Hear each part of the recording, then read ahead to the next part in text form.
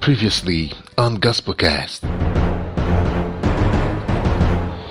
Everything that you saw, everything that is seen, everything that will be seen started with a mental image. It started with an image. So even in the foundations of the world, God designed this world through an image that is in his mind.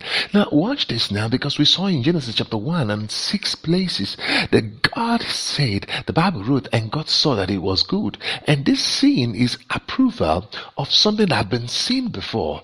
In his mind, God has seen it in his mind, and through the power of his imagination and his omnipotent, omniscient capacity, he now designed it, the sequence, and he spoke it, and it came to pass, and he saw it was good.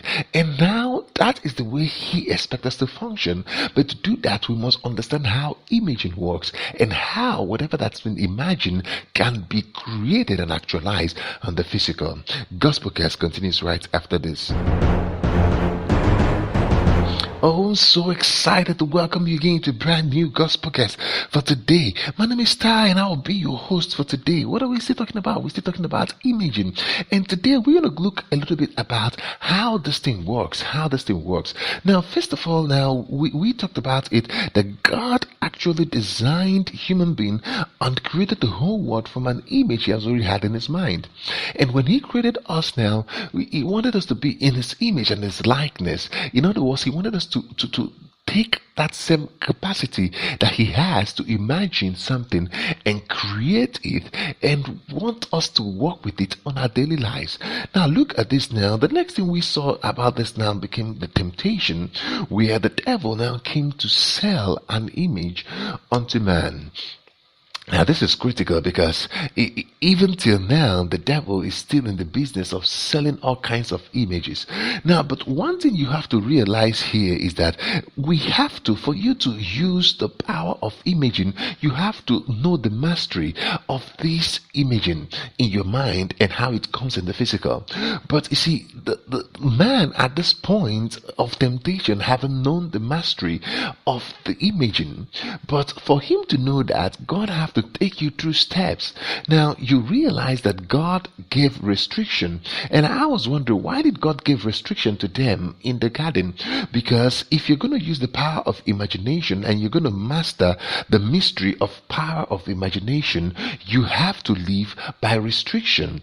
If you're not restricted, your mind could go wide, and if your mind goes wide, you through your imagination will destroy yourself. So what God was doing to them in the garden was to give them principles and teach them how to really master imagination. We saw it in the creation. God is all powerful, but when he imagined creating the world that was formless and void and putting it in order, he also imagined sequence. Now that is the power of imagination. That's the power of the mystery of imagination, that it has to go through sequence for you to become a master in it.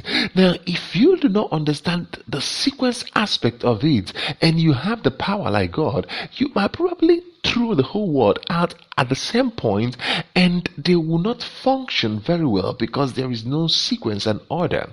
So man haven't learned this, but the devil knew, because in Genesis chapter 1 the Bible said how the serpent was more subtle, that he has understood the sequence, and all he wants to is to pull man away from the learning, from the training that God wants to give him in his mind and imagination. And what is he going to do? He's just going to throw in the picture where that your mind can go to all kinds of adventure, and you see, the mind going to adventure becomes an enemy of you learning how to master. As a matter of fact, it takes a lot of work to form a mental image and create the sequence that these images will follow.